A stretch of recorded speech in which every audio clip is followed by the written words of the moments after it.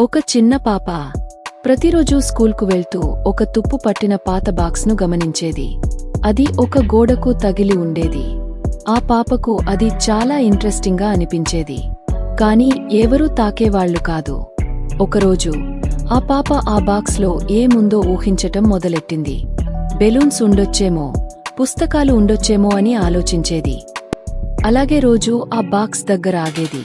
ఒకరోజు తన డ్రాయింగ్ బుక్లో ఆ బాక్స్ను గీయడం కూడా మొదలెట్టింది. ఆ పాప గీచిన బొమ్మను వాళ్ల అమ్మకు చూపింది.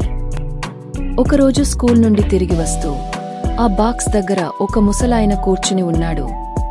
ఆ పాప చూసి నవ్వుతూ నిల్చుండిపోయింది. ముసలాయన ఆ పాపని అడిగాడు, "ఇదేనా నువ్వు ప్రతిరోజు చూస్తూ ఉండే బాక్స్?" అని అడిగాడు. ఆ పాప తల ఆడుతూ నవ్వింది. ఆ ముసలాయన బాక్స్ దగ్గరకు వచ్చి తాళం తీసి తెరిచాడు. అందులోంచి ఓ చిన్న పసుపు రంగు కాగితం జారిపడింది. ఆ పాప ఆ కాగితం తీసుకుని చదివింది. అందులో ఇలా ఉంది, "నవ్వుతూ ఉండు, ఎప్పుడూ మంచి చేయి."